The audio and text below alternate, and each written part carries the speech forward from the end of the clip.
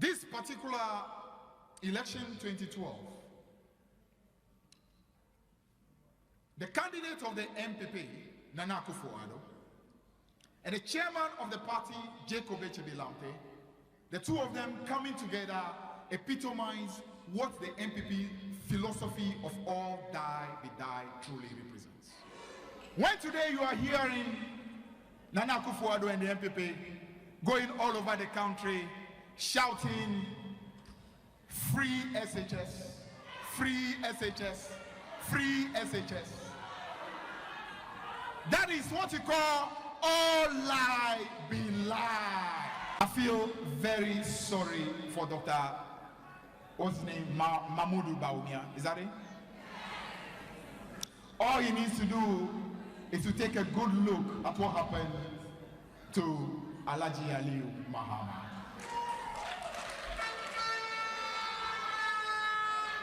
Is Mahmoud Bawumia actually dreaming that in the unlikely event of MPP winning power, somehow, after Akufo-Addo had run his term, he, Mahmoud Bawumia, will be made the candidate of the MPP? Are you dreaming, Mahmoud Bawumia? Are you dreaming? You don't know the party in which you are? You don't understand that if you are not an Ashanti or an Achim, you have no chance? The collecting of bribe is bad enough. But when you have on top of it, literally, a presidency that simply is making sure that hypocrisy and deception become the order of the day, this country is in trouble. We are doomed.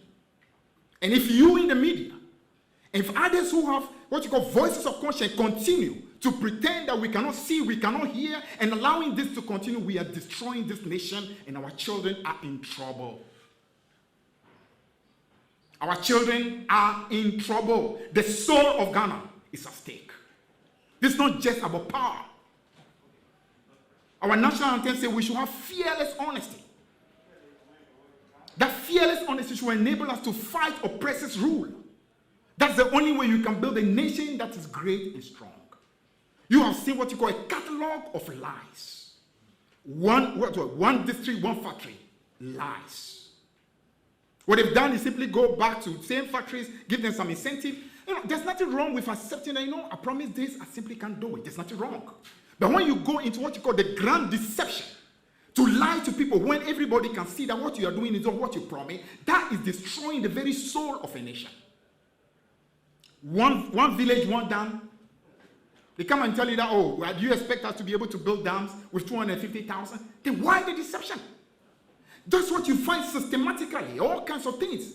You say it simply for power. And then when you say you promised was in a one-time premiere, you didn't do it. So that's their justification. After all, we lost power. So if anything at all, the country has done what it's got to do. What about you? That rode on the high horse of incorruptibility. And you are actually doing far worse. And when they talk, you say, because you promised you didn't do, it justifies my degeneration, my decadence, my corruption, my lies, my hypocrisy. No. So what it is we are coming to show you today is to establish to you that we have been in COVID. And all over the world, COVID has been called a global pandemic. But it's actually a bigger pandemic that confronts Ghana. It's a pandemic of deception that is ruling this nation. It's a plague of hypocrisy that is presiding over Ghana. It's a transformation of Ghana into a citadel of corruption and allow all the enablers to keep quiet while grave danger is going on. So what you're going to see today is again another systematic effort by our friends in the MPP to try to play a fast one over every one of you. You in the media should not enable it. You should not enable it. Some of the lies you're going to hear that, this actually happened even before he became president. It's a lie. We're going to establish that. We'll establish that to you. This actually was just a donation. There was nothing wrong about it. It's a lie. And deep down, I'm sure many of you know. Deep down in the heart of President Akufo-Addo, he knows. I come from Nogokpo in the Volta region. And a few of you who know Nogokpo will know. You dare not lie. If President Akufo-Addo actually says he's a man, let him come with me to Nogokpo and see whether he can lie there. He will not. He will not. But because in the name of all these holy, he can swear in the Bible and lie. Because there's no fear. But when it is that you know that you cannot escape, you will not be able to lie. And we'll be able to establish that to you, that all the things you are going to see, the maneuvers on the part of our friends in NPP to simply deceive you, is simply nothing but lies. Ghana can trust us more. But do you know why Ghana really cannot trust the NPP, especially under the Nana Akufo-Addo? Because you see, even the CV of Nana Akufo-Addo, shows that you cannot trust the man. Every single person who has run for office in Ghana, when you look at their CV, it shows you where they went to primary school, when they finished, when they went to secondary school, when they finished. From that time, whether they did national service, which year, then when they enter into the university, when, in between, they tell you where they have been. But when you look at the CV of Nana Akufo-Addo, you will notice that after June 1958, when he finished secondary school, there are 5 years between 1958 to the end of, I think actually the beginning of, no, that's like September 1964. So effectively that's 6 years. Nobody knew when Nana Akufo-Addo was. Nana Akufo-Addo simply, I think he just vanished off the earth. Nobody knew where he was. You look at the CV and say, where was Nana Akufo-Addo? 1959, where was the man? 1960, where was he? 1961, where was he? 1962, where was he? 1963, where was he? Somehow he appears in Legon in October of 1964. Where was Nana Akufo-Addo?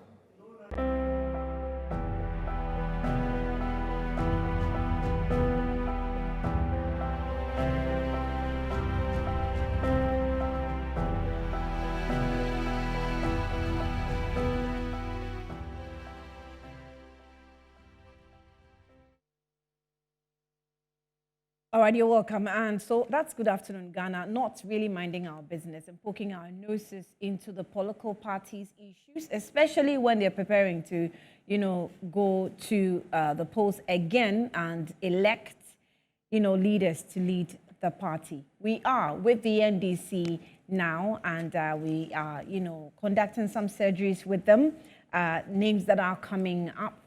If they're really going for, we'll get the confirmation here on the platform. And if their campaigns have also started, how the grounds really is looking like. But most importantly, is about Ghana.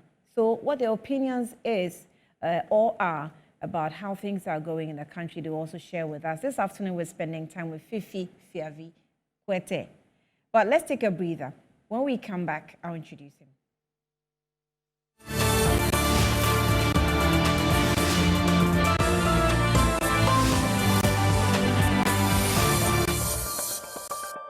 You're welcome back. It's Good Afternoon, Ghana. And like I earlier on mentioned, Fifi Fiavi Kwete is with me here in the studio. He is my guest. Welcome.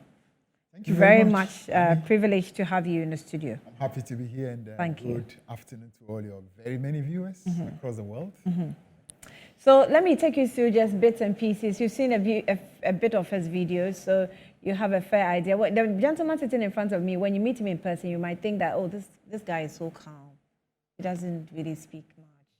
But when he gets onto the mic, it's like a pastor preaching. Let me give you some tips about him on our screen. So, all right, so it says that the man, Fifi Fiavi Kwete, his political journey. So one, it says chairman of NDC, University of Ghana branch ahead of the 1992 general elections. Two, a leading NDC voice on radio when call-ins were introduced into political programs on radio for the first time around 1998. You've been a serial caller before? Yes. Okay. So a leading member of the NDC media monitoring team ahead of the year 2000 elections team was based at Cuckoo Hill office of the candidate of the NDC, Professor Mills, may he so rest in peace. A founding member and leading spokesman of the NDC Youth Forum, a group formed to champion the cause of the party after the defeat in 2000 general elections. Now, the fifth one says that in 2002, he voluntarily resigned from the investment banking company he was working for as a successful financial analyst and funds manager to become a media aide to the office of the former President Jerry John Rawlings. Goes on to say, while in the position, he became a leading voice who spoke regularly on behalf of the NDC on leading programs like Newsfile, subsequently became a host of Crossfire program on behalf of the NDC, set up the Lens newspaper while in office of Jerry John Rawlings and became its managing editor, became the National Propaganda Secretary of the NDC at the party congress in 2005. Ahead of the 2000 election, he set up the NDC Forum for setting the record straight and became its spokesman.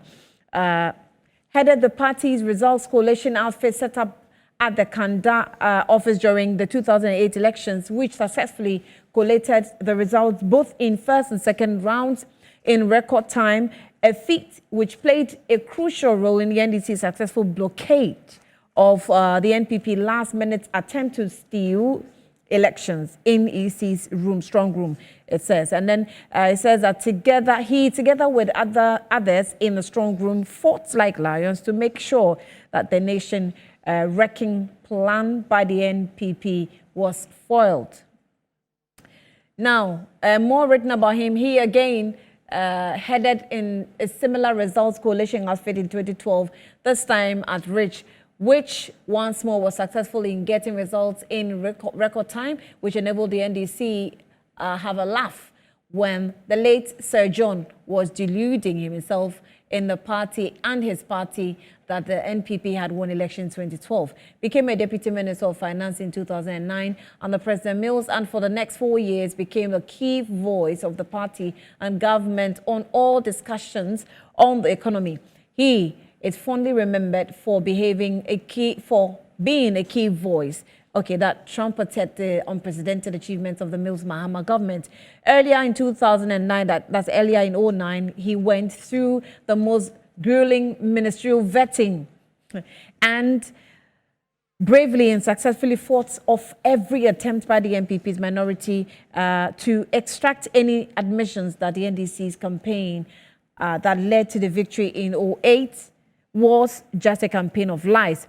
Ran for Parliament in 2012 and became MP for Ketu South between January 2013 and January 2029. That is January to 2021, sorry. All right. Do I have more? He's here, so let's cut it short. Let me jump to character, candor, courage of conviction, competence, creativity, and illumined compassion constitutes the chief cornerstone of his political and philosophy. His belief is that the NDC and Ghana deserve nothing less than pure gold. And I think that we are already, adulterating our pure gold to Galamsey. So let's see how it goes with him. Welcome once again. So this is all about you. How does the foot soldier believe that this is Fifi Kwete? Because for me, that's one of the information I've picked on the ground, that you're not so close to, especially foot soldier. Okay. All right. Thank you very much, Annie, for the opportunity. And, let me begin by saying that normally in politics, having played a key role at the very forefront of the party, especially heading to the election in 2008, subsequently moving to government.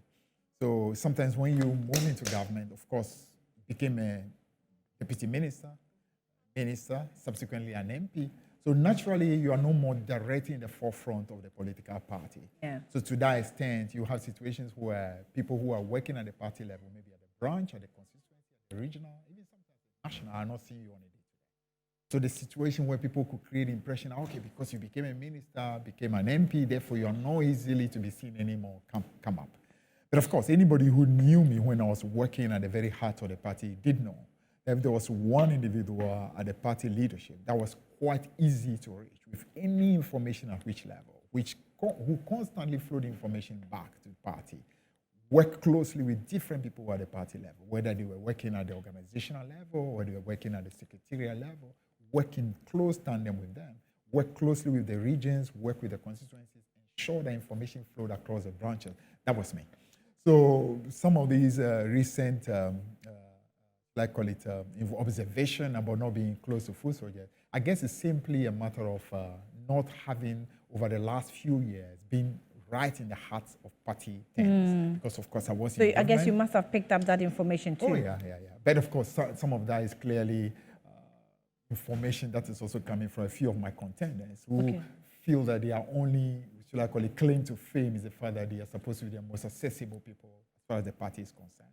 But I kind of feel once it is that we start getting into conversation with our supporters, they clearly will know that the talk about him not being accessible is simply some of the, should I call it, spin doctrine that is going on by some of my opponents who are trying hard to use that as a trump card over me.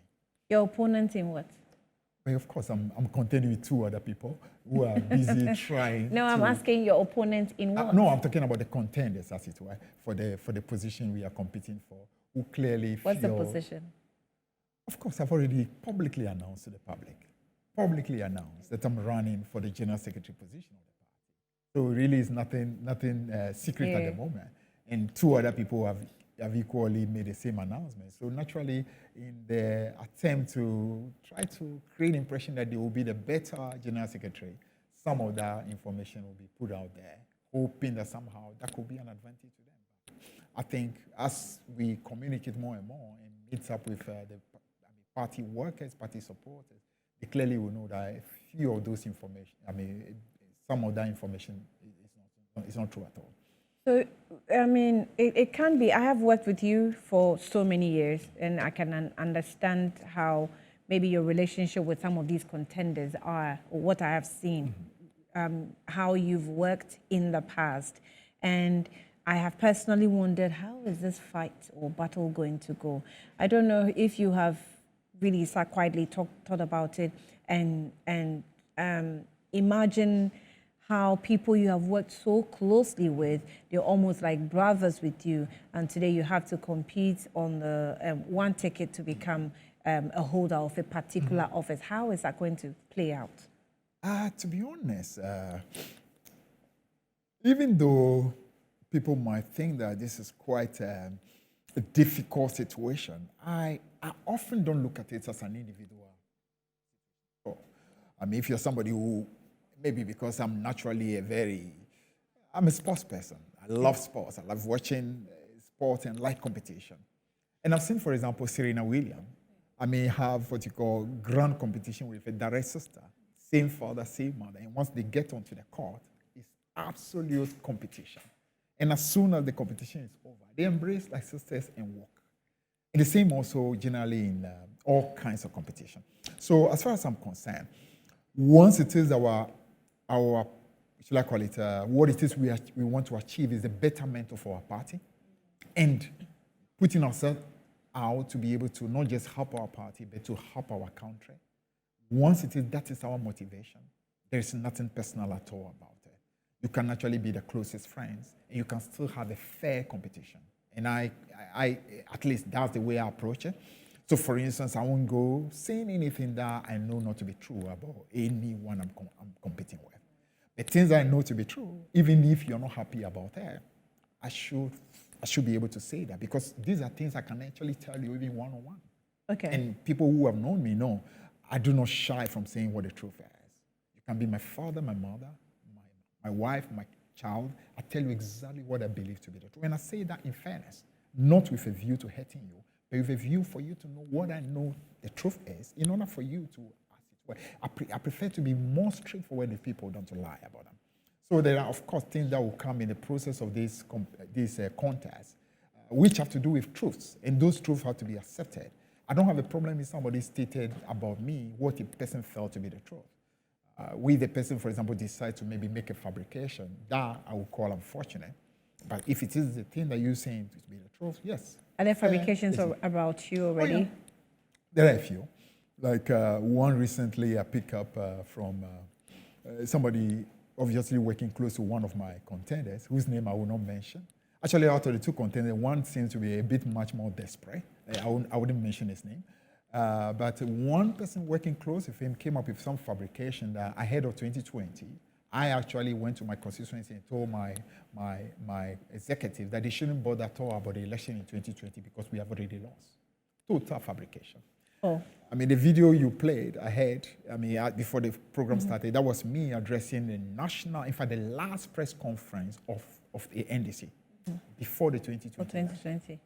Obviously, the person must have forgotten that was me addressing, together with Sami Jamfi, that final press conference, which tells you the massive roles I played ahead of 2020 election. Not only that, I played a key role as far as what you call the finance committee that helped the manifesto was concerned. I played a massive role in the communication affair.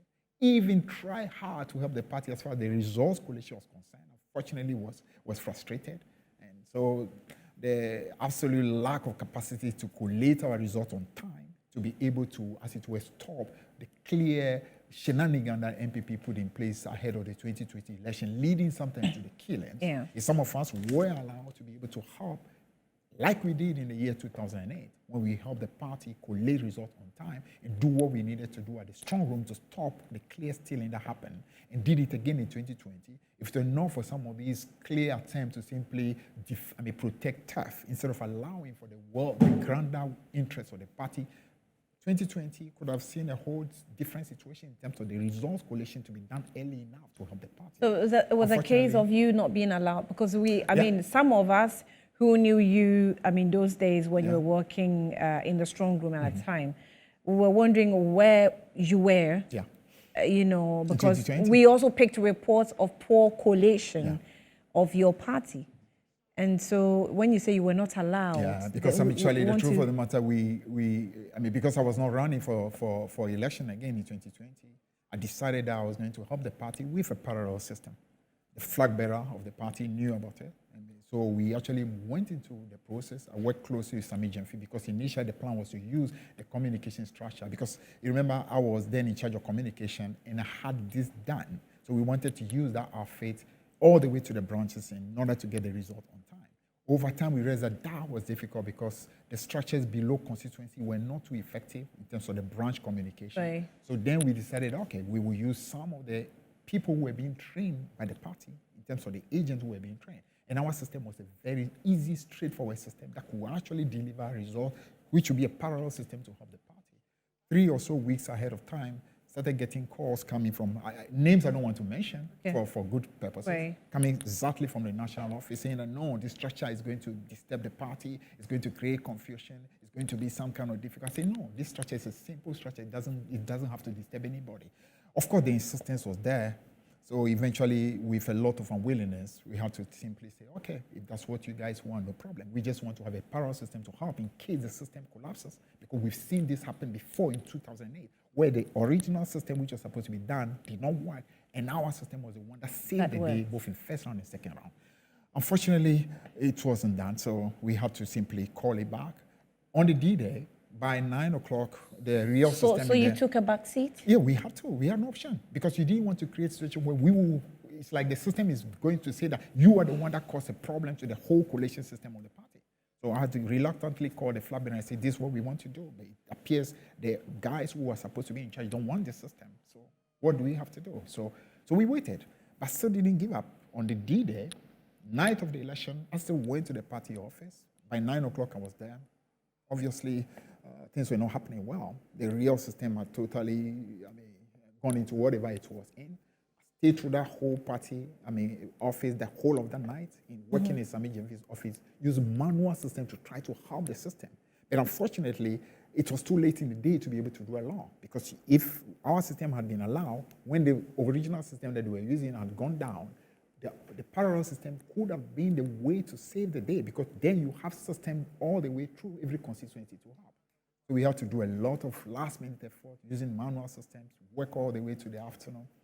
Unfortunately, as I said, what should have been done ahead of time wasn't done, so that made it difficult. So was this system, was it going to come in to be able to determine if the other political parties were rigging the elections, or it was going to ensure that the NDC won. And what the system does is simple. In result collation, the important thing is to be accurate and be early. Okay. What are that? For example, let me give you typically what happened in 2008.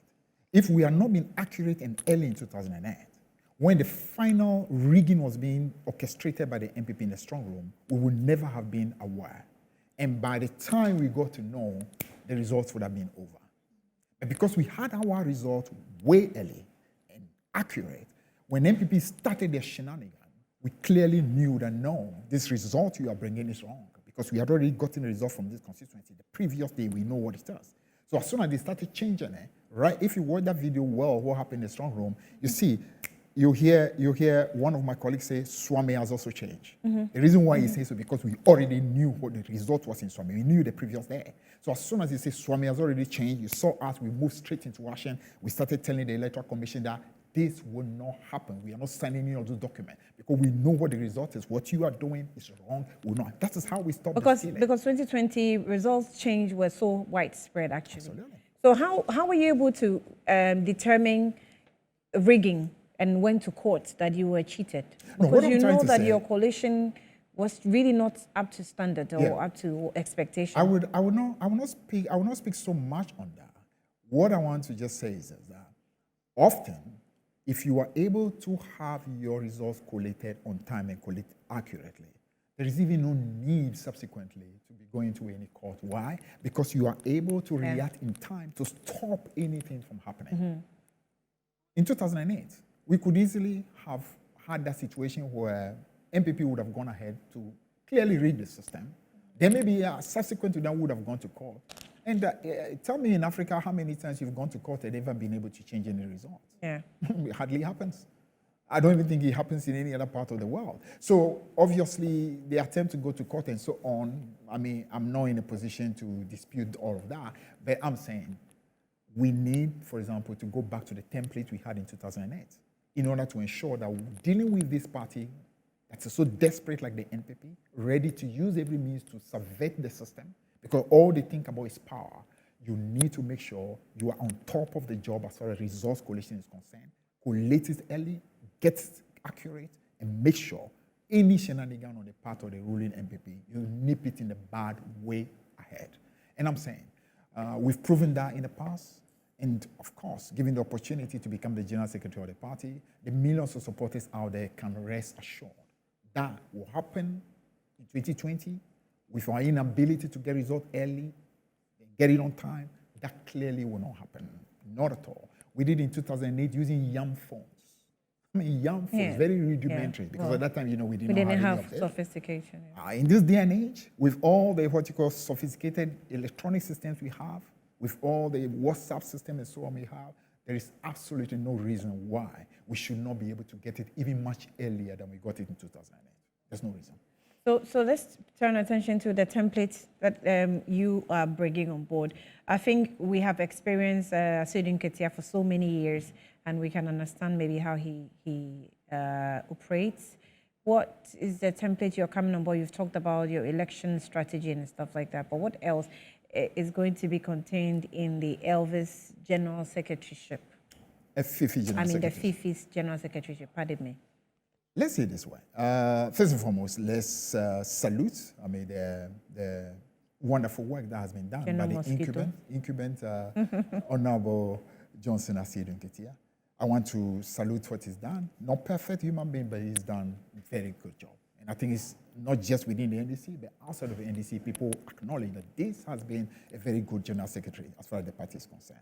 And the reason why he's been able to have that is also because of the rich background that he comes with. And let me give you some of the background. He started as a stockbroker. A lot of people do not know that. But he worked at NTAC as a stockbroker. I know that because as far back as 19... I actually didn't know that. You didn't know? No. All right. I know that.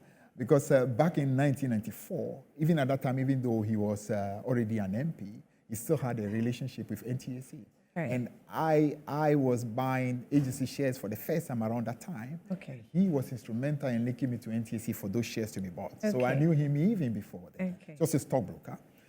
Became a member of parliament 3 times. Was deputy minister for Agric. and of course became the general secretary of the party. So beautiful background that allowed him to be able to do what he did. Having been an MP, naturally it gave him that kind of capacity to understand what you call the parliamentary workings, the parliamentary caucus, which is a massive group as far as the whole, should I call it, general secretary position is concerned, because you need to work very closely with that group. But I must say you have a similar track record. No, the reason why I built that is because I'm telling you exactly the similarity. Okay. So a stockbroker, which I happen to be as well. So basically, I was a stockbroker for many years. Taught also at the stock exchange capital market courses. MP, he was MP for 3 terms, MP for 2 terms myself. He was Deputy Minister for Agric. I happen to have been a Minister for Agric, apart from being Deputy Minister for Finance and also Minister for Transport. So, of course, he moving on to become General Secretary using that background, you can just clearly see the advantage I have even over other people who are content with me who clearly do not have the similar kind of background. So that is one. Two is the fact that I believe after 30 years of this whole democratic journey, we are a nation that is at crossroads. The young people of this country have started losing hope as far as the whole political goings on are concerned. They're starting to feel as if the two political parties are all about just power. They do not really care about the well-being and the future of our children.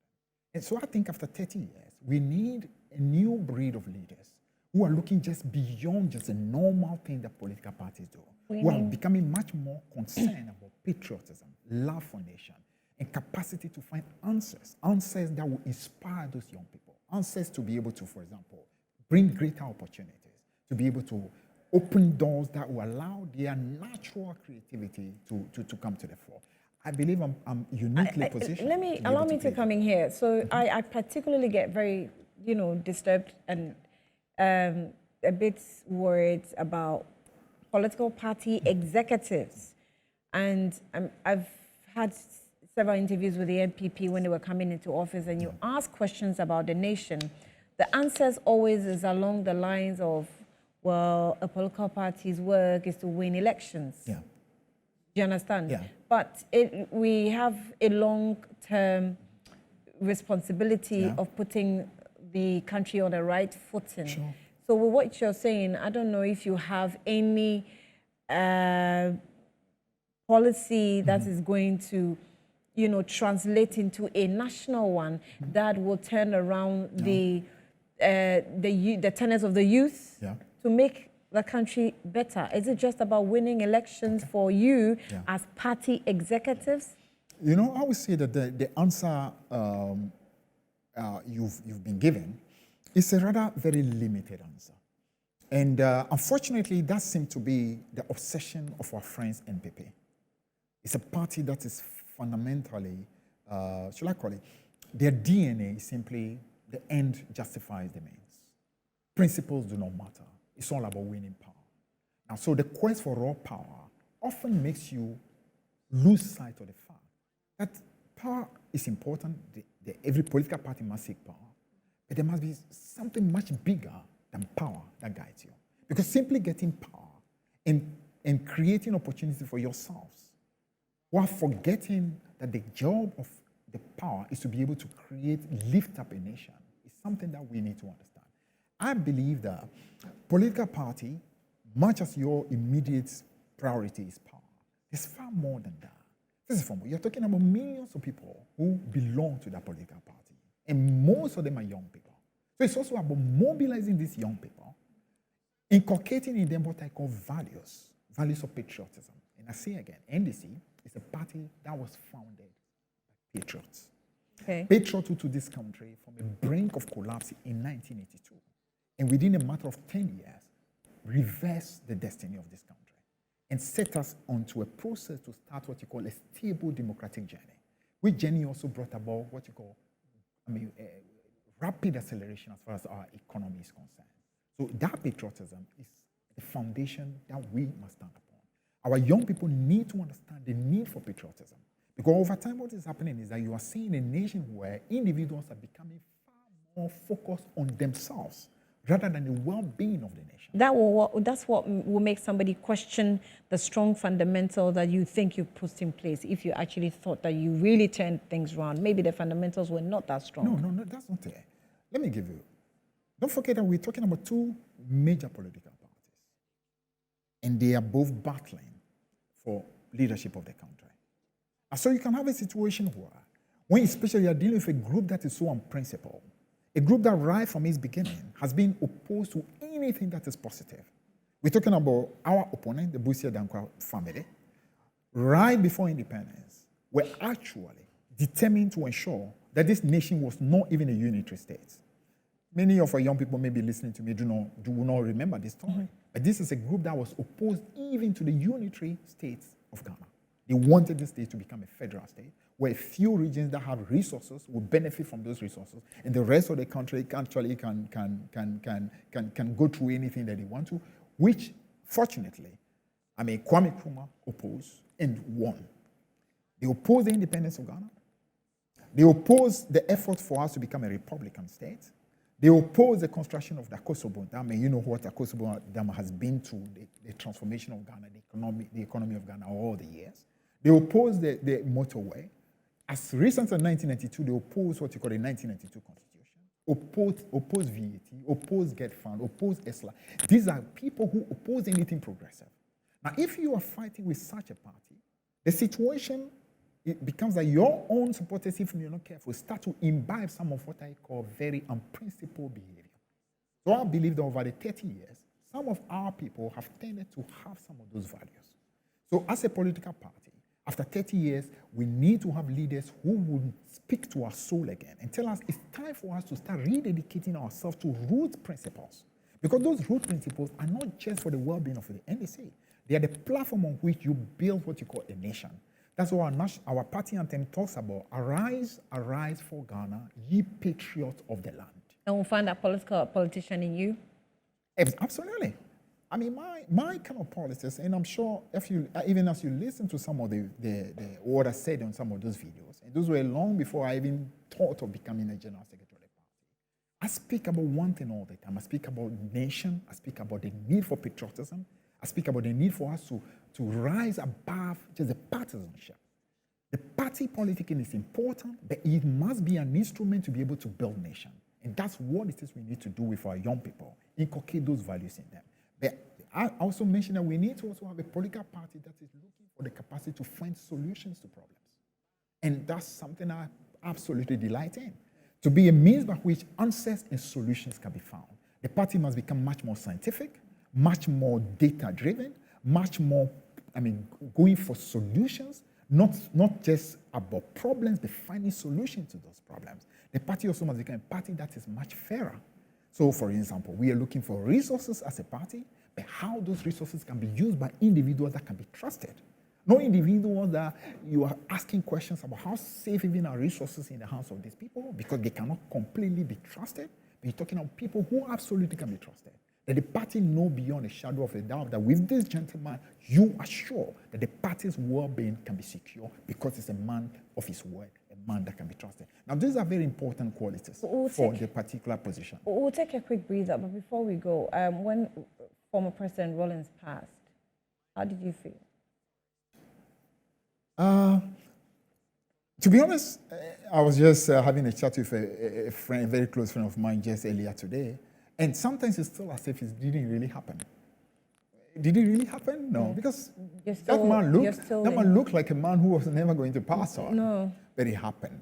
I would say it was quite a devastating blow, because you always felt that he was still too young to pass away. But unfortunately, it did happen. But I'm happy about one thing, though, that sometimes long after somebody has departed, even though the person is not perfect, people start remembering more fondly the principles the person fought for. A lot of people in the NDC today remember the final words he spoke in the last public outing he had together with thousands of supporters. That happened in Cape Coast in 2016. And the word he said was that, be careful not to mimic the NPP. Don't be like them.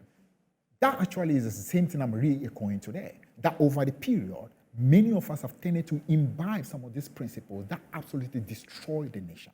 And it's important for especially the young people in the party to understand that NDC is a party founded on patriotism, selflessness, dedication to nation, to the well-being of the group, and we need to do so without sacrificing the well-being of the members of the party. Let me take a quick breather. When we come back, we'll wrap up with Honorable Fifi Kwete, but a few questions still on my mind.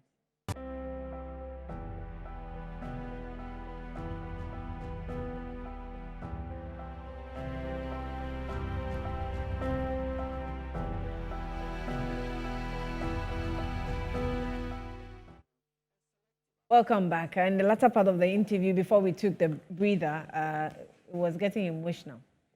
Fifi Kwete wanted to hide that he was shedding tears, but I saw the tears in his eyes. So my condolences. And I actually deliberately asked that question because I know how close you were with the late president. Anyway, so let's turn our attention to, the larger picture. When someone actually says that I pray that God will bless you and help you win the election so that you can bring the NDC into power to save this country. So that's one of the messages that just caught my attention about the country. Yeah. You, as a former deputy finance minister, I don't know, how do I even put my question? I don't know what you think of our current situation. We're looking at, it was just yesterday I was having a discussion with someone and we talked about how the exchange rate today is even putting more burden on our debt situation. So if we are doubling our debt just by exchange rates, I'm not sure how the other fiscal policies are going to impact on the current economy and the challenge that we're faced with now. Where are we? What do you think is going to happen maybe in the next 5-10 years? To be honest with you, we are in very, very, probably we are in real terrible situation as a country.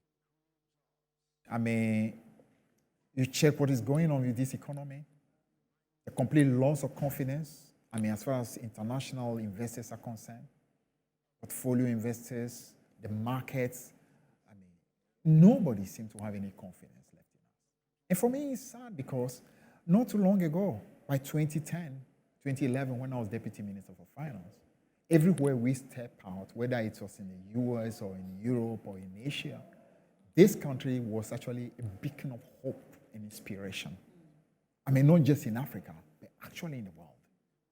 I mean, so to think that within just a matter of a few years, you could have a group that will run this economy aground, and worse than that, refuse to accept responsibility, continue to deceive the country that the problem is not their doing, but the problem is caused by external circumstances.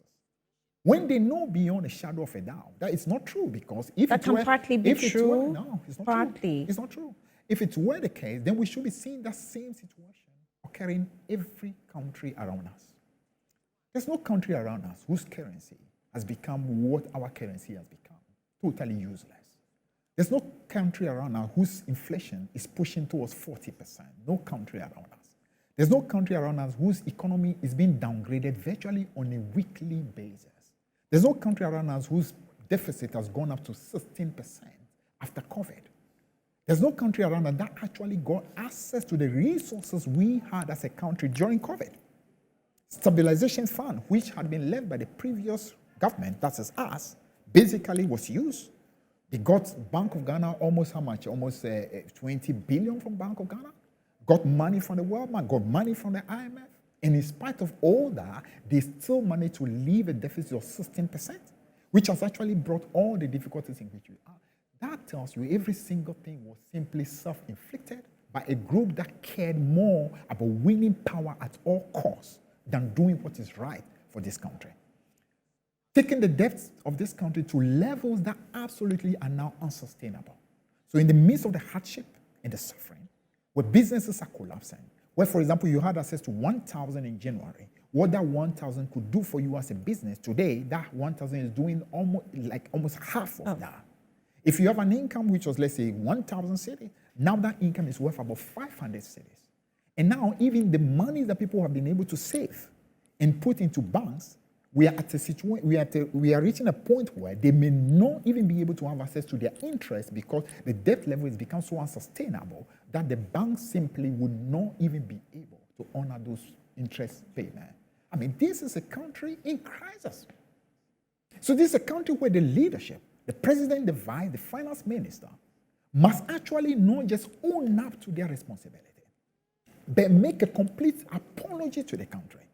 I mean, apologize to the people of the country for the suffering that they have imposed on us, instead of adding insult to injury by pretending that the problem is being caused by external forces when it is them. Now, so, I mean, it's really terrible situation. I feel the pain of especially the young people of this country. Already the situation for them was already worse, now made even far worse by the very bleak future that is ahead of us. It's going to take a long time to be able to bring this economy. Obviously, it's not going to be easy turning this economy around because the debt situation alone simply means that we're going to have to take a time for this whole debt to come again into what you call sustainable situation. Should you win as General Secretary, I'm so sure that you are still going to play a role in the economic team of the NDC, whether you win or lose election. But should you win, and this is going to be a difficult road to be on to try to turn the economy around, what are some of the fiscal decisions that you think you can put in place to give us a rapid turnaround? You know, the good thing is that even though our friends in government like to pretend that somehow they come to office to come and restore an economy, the truth actually is that the last time we took power from them, we saw almost something similar. We saw, for example, for the first time in our history, deficit had gone up to over 15%. That's on cash basis. On commitment basis, at the beginning of 2009, when we presented the budget, the deficit was as high as 22% on commitment basis. Inflation at the time had gone to 18% and quickly ran up to 21%. The CD had depreciated by over 20%.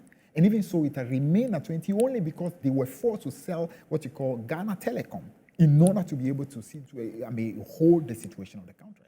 Portfolio investors also at the time were fleeing out of the economy. Therefore, our currency was in difficulty. But we turned the situation around.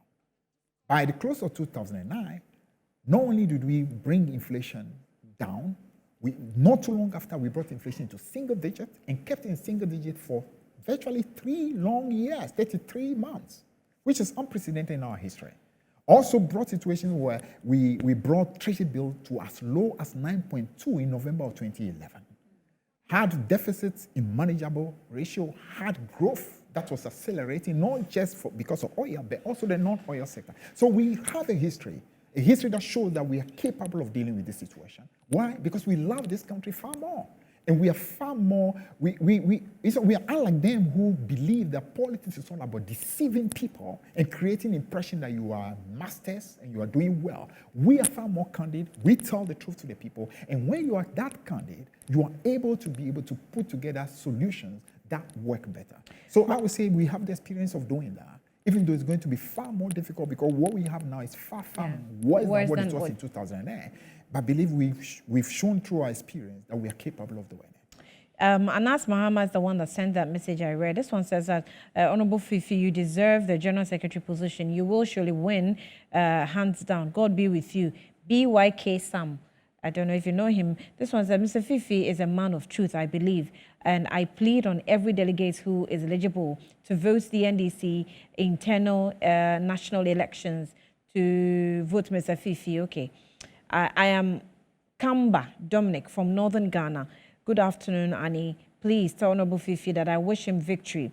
And that will be a victory not only for the NDC, but for Mother Ghana. He is just like Patrick Lumumba. Hey! Your post, maybe because I'm close to you. I know, right? I know, right? Am I underestimating it? Anyway, so let's just give us your final words. Our time is up. If you can look into the camera. Yeah. Which one is this camera? This 6 or 4? I guess 6. Okay. So look into the camera, talk to the NDC and maybe Ghana in general. Yeah. What I would say is that we need to take inspiration from 2 of our great anthems. The first one is our national anthem that calls us to have a nation that is truly great and strong. And the second one is the party anthem that says, "Arise, arise for Ghana, you patriot of the land." It tells you that NDC is linked to the very well-being of this nation. So I call on millions of people in the NDC that this is the moment for us to be able to bring this party to the place of pride that it's supposed to be, in order for us to be able to play the great role that this nation expects us to play. And I believe some of us are uniquely positioned to be able to play that role. Look at this not as something that is for an individual called Fifi Fiabikwete, no, but something that is meant for the very soul of this party and is meant for the very soul of this country. And please, let's go out there and do what is right. Put in position people that you know you can trust, not just with the fortune of the NDC, but you can also trust as far as the destiny of this country is concerned, to be able to help this party to produce a government that will care for this country, a government that will be able to bring about the great destiny of a great and strong Ghana under God. A very passionate gentleman. This one says, Annie, why is it that anybody I try selling Honorable Fifi Kwete to since 2001, that person says, as for Fifi Kwete, don't waste your breath. He knows he is capable.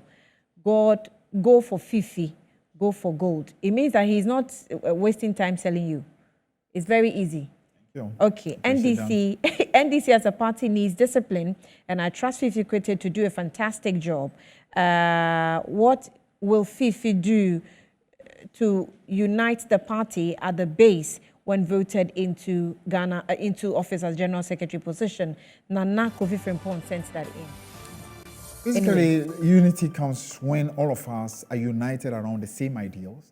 The love of our country, the love of our party is what unites us. And once it is we can all have that same love for our party and love for our country, it should not be difficult for us to work together to make sure our dreams become a reality.